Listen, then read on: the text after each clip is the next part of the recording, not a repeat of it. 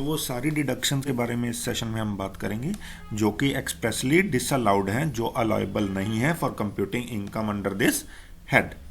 तो बेसिकली अगर हम बात करें तीन सेक्शन 40, 40A एंड 43B जो है वो जो है हमें डिटेल्स में बताते हैं स्पेसिफिकली कि कौन कौन से एक्सपेंसेस हैं या डिडक्शंस हैं जो कि अलाउड नहीं है, जो कि डिसअलाउड हैं while computing income under this head. So अगर हम प्राइमरीली रीजंस की बात करें तो जितनी भी डिडक्शंस हैं जो डिसअलाउड हैं फॉर कंप्यूटेशन पर्पसेस, तो उनको हम दो हिस्सों में बांट सकते हैं। Two reasons on count of which they are categorically being disallowed. So सबसे पहला तो है टैक्स अमाउंट के कॉन्टेक्स्ट में कि उस पर्टिकुलर आइटम पे, उस पर्टिकुलर एक्सपेंडिचर पर टैक्स जो था वो डिडक्ट करना था, बट वो टैक्स जो है वो डिडक्ट नहीं किया गया। सो इसलिए वो एक्सपेंस, वो जो एक्सपेंडिचर है, वो डिडक्शन जो है वो अवेलेबल नहीं है, अलाउड नहीं है। और दूसरा, वो जो एक्सपेंडिचर जिस पर वो खर्चा किया गया वो बिजनेस से रिलेट नहीं करता। ठीक। सो अगर टैक्स अमाउंट पे करना था और या डिडक्ट करना था किसी पर्टिकुलर ट्रांजैक्शन पे, एक्सपेंडिचर पे, और वो डिडक्ट नहीं किया गया, या वो जो एक्सपेंडिचर जो हम क्लेम करना चाहते हैं वो पर्टिकुलर बिजनेस को बिलोंग नहीं करता। सो इन दोनों ही केसेस में बेसिकली ये दो प्राइम रीजंस हैं जिनके कारण most of the expenses they qualified to be being disallowed और they are not allowed at all. अगर कोई फॉर एग्जांपल पेमेंट है इंडिया से बाहर करी गई है या इंडिया में की गई है किसी नॉन रेजिडेंट पर्सन को, इंडिविजुअल को, या किसी फॉरेन कंपनी को, इन तीनों केसेस में इंटरेस्ट के रिगार्डिंग वो पेमेंट भी हो सकती है, रॉयल्टी, कोई फीस, कोई any other payment on this regard as well. So उस केस में भी वो जो है अगर उस पर टैक्स डिडक्ट नहीं किया गया, TDS नहीं काटा गया, which is a requirement to deduct tax at source for making payment to these categories, so उस केस में भी अगर वो एक्सपेंडिचर आप क्लेम करना चाहते हो तो वो फिर क्लेम नहीं कर सकते। देन अगर हम बात करें बेसिकली नेचर ऑफ डिफॉल्ट क्या है और एक्सपेंडिचर डिडक्टेबल होगा कि नहीं होगा दोनों कैटेगरीज में, both for residents as well as for non residents, दोनों के कैटेगरी में, नॉन रेजिडेंट्स के केस में भी और रेजिडेंट्स के केस में भी, और कितना एक्सपेंडिचर जो है वो स्पेसिफिकली क्या रीज़न क्या रहा उसका कि वो डिडक्ट अलाउड हुआ कि नहीं हुआ। सो इन तीनों के बारे में इस टेबल में हम स्नैपशॉट में बात करेंगे। सबसे पहला केस कर रहे हैं टैक्स डिडक्शन के अंदर ही कि tax was suppose to be deductible but it was not deducted, मतलब टैक्स काटना था बट वो टैक्स कट नहीं किया गया। सो उस केस में अगर नॉन रेजिडेंट को पेमेंट करी गई है तो सारे का सारा वो एक्सपेंडिचर इज डिसअलाउड। अगर वो रेजिडेंट को की गई है पेमेंट, कोई रेजिडेंट इंडिविजुअल है या एंटिटी है, कंपनी है, इंडियन कंपनी है या सो ऑन, सो उस केस में 30% जो है वो डिसअलाउड होगा। नॉन रेजिडेंट के केस में 100%। देन अगर टैक्स डिडक्ट कर लिया गया, ठीक है, बट वो डिपॉजिट नहीं करवाया गया गवर्नमेंट को before the due date of filing return, so उस केस में अगर वो नॉन रेजिडेंट के केस में है, उसको पेमेंट की गई है तो सारे का सारा डिसअलाउड होगा। अगर रेजिडेंट को है तो 30% of such expenditure shall be disallowed and the remaining 70% shall be allowable. So reason अगर हम बात करें बेसिकली, अगर तो नेक्स्ट ईयर वो डिडक्ट किया जाता है फिर वो एक्सपेंडिचर, तो उस केस में जिस साल वो टैक्स अमाउंट डिडक्ट किया गया और डिपॉजिट किया गया उस साल वो क्लेम एक्सपेंडिचर आप क्लेम कर सकते हो। जिस ईयर को वो बिलोंग करता है फिर उसको नहीं कर सकते। फॉर एग्जांपल पिछले साल रिक्वायर्ड था, आपने उस साल डिडक्ट टैक्स नहीं किया या आपने डिडक्ट करके डिपॉजिट नहीं करवाया गवर्नमेंट को, और अगले साल टैक्स डिडक्ट किया या डिपॉजिट करवाया, तो जिस साल आपने किया उस साल आप उसको क्लेम मान सकते हो। And if it is done after due date of filing return, deposit deduct आपने कर लिया टैक्स अमाउंट, बट वो डिपॉजिट कब करवाया, रिटर्न फाइल डेट जो थी रिटर्न फाइलिंग की उसके बाद। सो उस केस में जिस साल में आपने वो टैक्स अमाउंट डिपॉजिट करवाया होगा उस साल में उसको आप क्लेम कर सकते हो। सो बेसिकली अगर हम बात करें तो कौन कौन सी आइटम्स हैं जो इसके अंदर फॉल करेंगी, सबसे पहले हम सेक्शन 40A के बारे में ही थोड़ा सा ब्रीफली डिस्कस करेंगे उसके सब पॉइंट्स के regarding. For example any interest payment, royalty, fee for technical services which is payable outside India और within India but to a non-resident. That non-resident could be individual, that non-resident could be a company, foreign company. So section 40 subsection A clause I जो है इसको deal करता है. Then अगर हम second point की बात करें तो कोई भी एक्सपेंडिचर जो है वो डिसअलाउड क्यों कब होगा, अगर कोई पेमेंट या क्रेडिट की गई है रेजिडेंट को. सेक्शन 40A सबसेक्शन IA जो है उसको डील करता है. वो बताता है कि अगर किसी को भी उस केस में भी पे अप किया गया है even to a resident, that expenditure stands to be a disallowed one.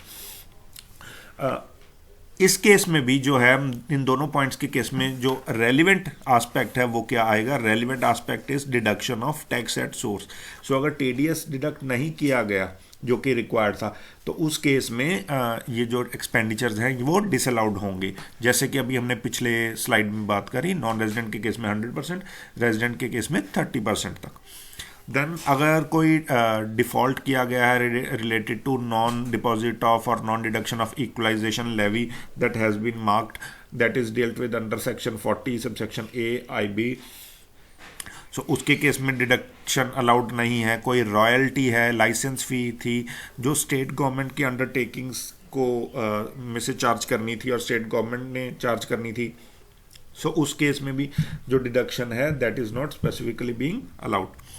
Then कोई सैलरी है which is payable outside India without tax deduction. कोई ऐसी सैलरी है जो इंडिया से बाहर पे हो रही है बट उस पर जो है टैक्स डिडक्ट नहीं किया गया. सो सैलरी अगर इंडिया से बाहर भी पे आउट हो रही है तो उस पर टैक्स डिडक्ट करना ज़रूरी है as per rule. So if no tax is deducted then payment of salary will not be allowed as a deduction. Salary तो पे हो जाएगी बट आप उसको as an expense, as an expenditure claim नहीं कर सकते while computing income under this head profits and gains of business और profession. तो एम्प्लॉयर उसका फ़ायदा नहीं ले सकता. देन कोई नॉन मॉनेटरी परक्विजिट्स जो हम बेनिफिट्स कहते हैं, मॉल्यूमेंट्स अटैच टू अ पोस्ट, अगर वो पे किए गए हैं एम्प्लॉयर द्वारा किसी एम्प्लॉय को तो उस केस में अगर any tax which is be suppose being paid on such non monetary benefits, if it is not it has been paid on behalf of such employee, then it shall not be allowed as a deduction under this head specifically. Then कोई ऐसा amount जो deductible नहीं था in respect of payment to relatives, जैसे कि हमने second video में इसी के पार्ट में हम बात करेंगे कि पेमेंट टू रिलेटिव्स के केस में कैसे जो है वो उसकी प्रोविजंस डील करी जाती हैं. अगर असेसिंग ऑफिसर को लगे कि जो पेमेंट करी गई है रिलेटिव्स को वो एक्सेसिव है, एग्जॉस्टिव है, अनरीजनेबल है, तो जो अनरीजनेबल पार्ट होता है वो डिसअलाउ हो जाएगा. देन अगर कोई अमाउंट था which is not deductible in respect of expenditure exceeding ₹10,000.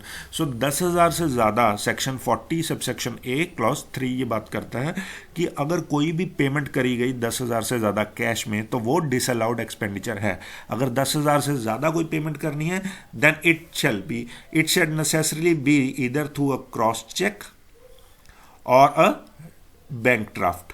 सो अगर 10,000 से ज़्यादा पेमेंट है तो या तो वो क्रॉस चेक या बैंक ड्राफ्ट के थ्रू होनी चाहिए. बियरर चेक भी जो है वो अलाउड नहीं है. ठीक है जी. हाँ, अगर हम ट्रांसपोर्ट ऑपरेटर्स की बात करें तो उस केस में for example railways, road transport, airways, otherwise cargo, so carriage, goods carrier and so on. So उनके केस में जो बेसिकली है जो ये लिमिट है वो 35,000 है. 35,000 तक कैश पेमेंट अलाउड है, उससे ज़्यादा नहीं. बट रिमेनिंग केसेस में अगर हम बात करें जो ट्रांसपोर्ट ऑपरेटर्स नहीं है तो उसके केस में सीलिंग कितनी है, only 10,000 rupees up to cash limit allowed. Then disallowance in respect of provision which is for unapproved gratuity fund. कोई ऐसा ग्रेचुटी फंड जो अप्रूव्ड नहीं है उसको अगर उसमें कंट्रीब्यूट कर रहा है एम्प्लॉयर या उसमें अपनी प्रोविजन बना रहा है तो उसकी कंट्रीब्यूशन वो है एज एन एक्सपेंडिचर क्लेम नहीं कर सकते. देन कोई अमाउंट जो है वो नॉन स्टैचुरी फंड्स में कंट्रीब्यूट कर रहा है तो उसके केस में भी डिडक्शन क्लेम नहीं कर सकता. एंड फाइनली कोई certain deductions which are only being allowed under actual payment basis. Section 43B ये कहता है मतलब कुछ एक्सपेंसेस, कुछ सिनेरियोज ऐसे हैं जहां पर वो एक्सपेंडिचर तभी अलाउड होगा अगर वो एक्चुअल में पे आउट किया गया है. अगर सिर्फ उसकी प्रोविजन क्रिएट कर दी या उसको ड्यू मान लिया अपनी बुक्स में तो नहीं, बट अगर वो एक्चुअल में पेड किया गया है तभी वो एक्सपेंडिचर जो है वो आप डिडक्ट कर सकते हो, वो क्लेम कर सकते हो. सो बेसिकली अगर हम बात करें सेक्शन 40 सब सेक्शन ए के अंदर जो कि सब कैटेगरीज ऑफ असेसिस में को अवेलेबल है, उसमें हम वही बात कर रहे हैं। टीडीएस प्रोविजंस की बात करें तो 2 पॉइंट्स आ जाएंगे बेसिकली। अगर तो डिफ़ॉल्ट है टू नॉन रेजिडेंट्स तो उनके केस में कोई भी आइटम हो सकती है, इंटरेस्ट, रॉयल्टी, फी एक्सेट्रा, तो 100% ऑफ एक्सपेंडिचर इज डिसअलाउड। अगर डिसअलाउंस है but due to deduction in default in TDS deduction but for residents, so for example interest के लिए सेक्शन 193 194 ए है जो डील करता है, जो कहता है कि अगर इंटरेस्ट अमाउंट कोई पे कर रहे हो तो उस पर टीडीएस डिडक्ट करना है। कोई कॉन्ट्रैक्टर्स को पेमेंट हो रही है तो सेक्शन 194 सी के अंदर डिडक्शन करनी है। कमीशन के अंदर 194 एच के अंदर रेंट पेबल है, कोई फीस पे कर रहे हो, रॉयल्टी पे कर ररहे हो, चाहे वो रेजिडेंट चाहे वो नॉन रेजिडेंट है, उनके केसेस में एक्सप्लिसिटली ये सेक्शंस बात करते हैं। सेक्शन 193 194 ए सी 194 एच 194 आई जे, ये सब सेक्शंस बात करते हैं कि हमें उसमें से टीडीएस डिडक्शन करनी है स्पेसिफाइड सर्कमस्टांसेस में डिपेंडिंग अपॉन द अमाउंट और एनी हाउ। सो अगर वो डिडक्ट नहीं किया गया तो जो क्या है एक्सपेंस जो है वो डिसअलाउड होगा, वो एक्सपेंस एज एक्सपेंडिचर क्लेम करना अलाउड नहीं माना जाएगा अंडर दिस हेड। देन अगर टैक्स डिडक्ट कर लिया प्रीवियस ईयर में और उसी साल गवर्नमेंट को जमा भी करवा दिया बिफोर फाइलिंग ऑफ रिटर्न, ठीक है, जो रिटर्न फाइलिंग की डेट है उससे पहले ही टैक्स डिडक्ट कर लिया और उसको जमा भी करवा दिया, गवर्नमेंट को डिपॉजिट भी करवा दिया, तो वो एक्सपेंडिचर्स उसी टाइम पे अलाउड कर दिया जाएगा जब वो हुआ उस रेलिवेंट प्रीवियस ईयर में। बट अगर वो टैक्स अमाउंट डिडक्ट कर लिया ड्यूरिंग सब्सिक्वेंट ईयर, अगले साल किया, या डिडक्ट उसी साल कर लिया बट डिपॉजिट जो है वो गवर्नमेंट को रिटर्न की फाइलिंग की डेट के बाद करवाया या अगले साल में करवाया, तो उस साल उस केस में जो है वो एक्सपेंडिचर तभी उसी साल के लिए अलाउड होगा जब वो एक्चुअल में गवर्नमेंट को जमा करवाया जाएगा, मींस सब्सिक्वेंट ईयर में, not in the year for which it belongs. ठीक है जी। देन अगर हम बात करें कुछ सर्टन टाइप्स ऑफ टैक्सेस हैं जो कि डिसअलाउड हैं, उनको हम क्लेम नहीं कर सकते as an expenditure by virtue of, और वो कौन कौन से सेक्शंस में फॉल करते हैं, 40A IB, 40A IC, 48(2) and 48(2)A। तो वो कौन कौन से हैं, कौन कौन से आइटम्स हैं वो डिडक्टेबल नहीं है, वो हैं बेसिकली फ्रिंज बेनिफिट्स टैक्स। कोई फ्रिंज बेनिफिट्स प्रोवाइड किया गया एम्प्लॉयर द्वारा एम्प्लॉय को, उसमें को आप क्लेम नहीं कर सकते। हालांकि प्रैक्टिकली अगर हम बात करें तो अब ये जो है वो वैसे ही ख़त्म हो चुका है। सो it has been rightly as of now it is not in existence, specifically not in existence, or it has already been waived off। ठीक है। सो दूसरा अगर हम बात करें तो इनकम टैक्स की अगर कोई पेमेंट की गई है, चाहे इंटरेस्ट, फाइनल, पेनल्टी, कोई भी अमाउंट को है, चाहे वो इंडिया में पेबल था चाहे इंडिया से बाहर था किसी बिजनेस के रिगार्डिंग में, उसको डिडक्शन क्लेम नहीं कर सकते। एंड देन कोई वेल्थ टैक्स अगर आपने पे किया गया है तो वो भी जो है बेसिकली उसको आप क्लेम नहीं कर सकते। अगर हम फ्रिंज बेनिफिट की बात करें तो अदरवाइज जो सेक्शन इसको डील करता था that was 115WB, that was talking about fringe benefit tax. तो चाहे अगर वेल्थ टैक्स भी है जो कि लेविड किया गया है बिजनेस के एसेट्स पे under wealth tax act 1957, it shall not be allowed. So these are the basic provisions regarding to expenditures which are disallowed अगर हम बात करें।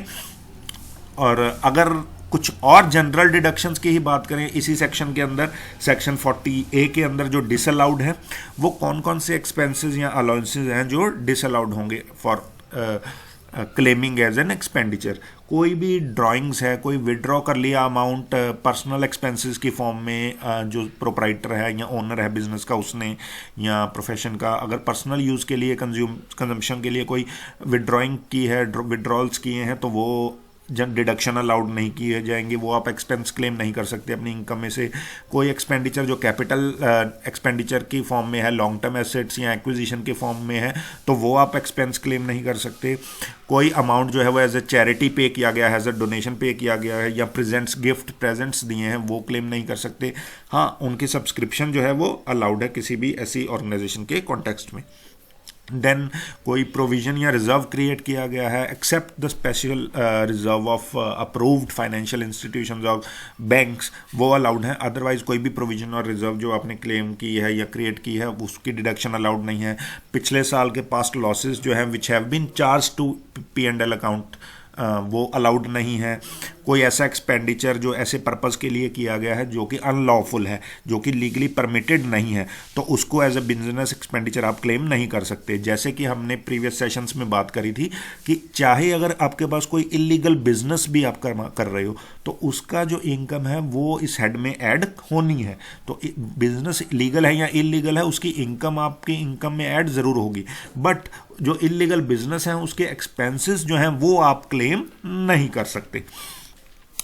Then any other remaining expenditure which is not incurred specifically related to business. So कोई ऐसे तरह का खर्चा किया गया जो पार्शली बिजनेस से एसोसिएट है या पार्शली बिजनेस से नहीं एसोसिएट, या जो बिजनेस के कॉन्टेक्स्ट में नहीं किया गया, बिजनेस से रिलेटेड नहीं बनता, तो उस केस में वो एक्सपेंडिचर आप क्लेम एज ए डिडक्शन अपनी इनकम में से नहीं कर सकते। देन कोई ऐसी प्रोविजन बैड डेट के लिए बनाई गई हो या टैक्सेशन के लिए, वो क्लेम नहीं कर सकते। जैसे कि हमने डिडक्शंस अलाउड जब करी थी तो हमने बात करी थी कि बैड डेट्स तब अलाउ करेंगे हम as a deduction when they are finally irrecoverable, और जब तक चांस है कि वो रिकवर हो सकते हैं तब तक हम उनको जो है as a bad debt expenditure में डिडक्शन क्लेम नहीं कर सकते, till the time there is a chance that they can be recovered. So these are the basically expenditures which fall under section 40A। अब दूसरा बात करें तो section 40 sub section A clause 3 के बारे में, तो जो एक्सपेंडिचर जो है वो डिसअलाउड है कैश पेमेंट के बेसिस पे।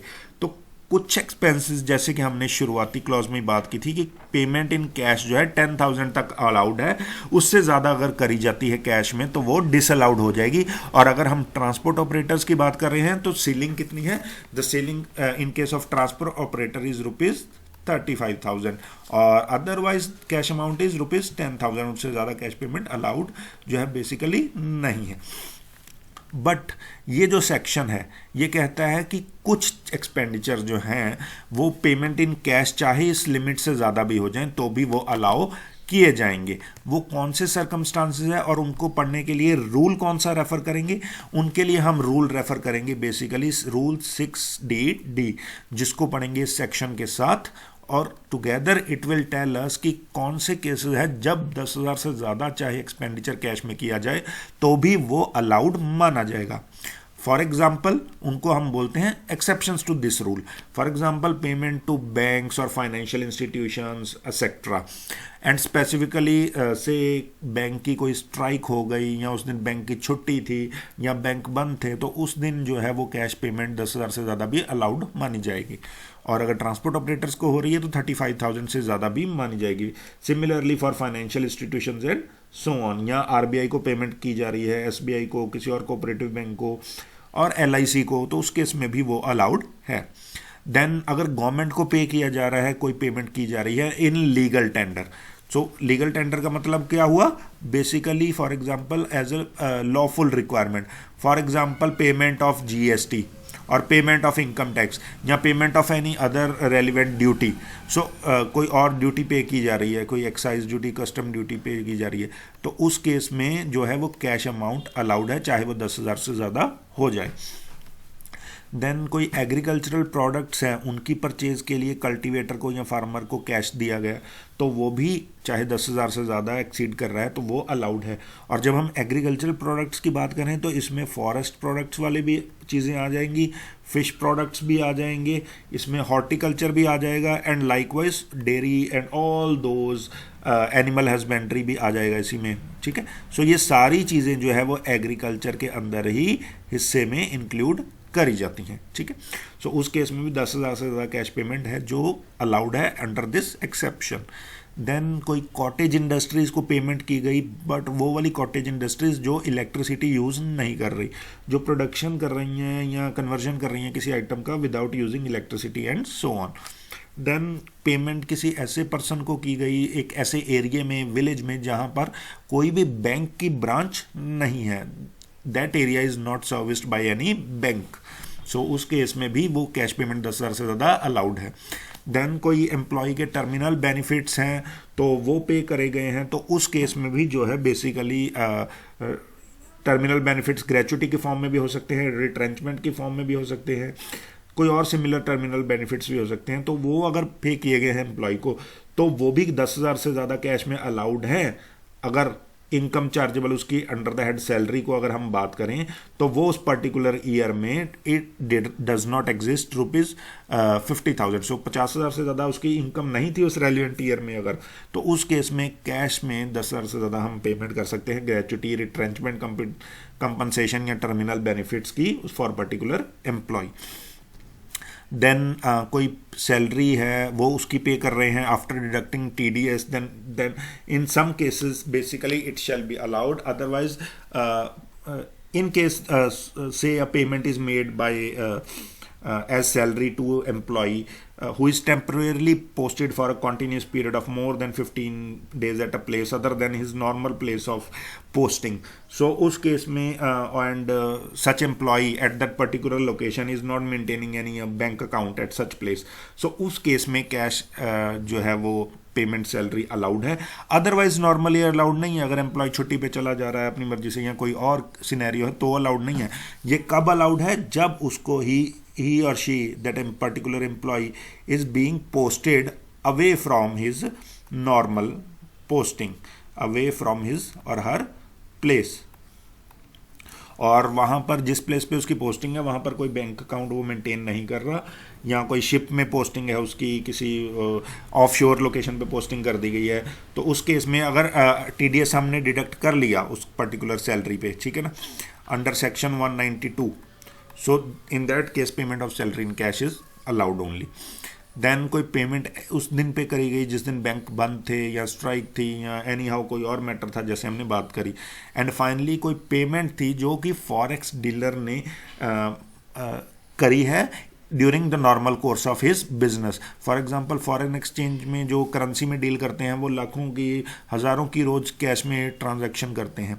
दे buy Canadian dollars, they buy US dollars, they buy any other currency and they pay Indian rupees in cash. Similarly they get that foreign currency in cash, so where the payment is made by any authorized dealer or a money changer or exchanger against the purchase of foreign currency or so on, so उस case में जो उसकी business transaction है उस वो cash में 10,000 से ज़्यादा भी अलाउड मानी जाएगी।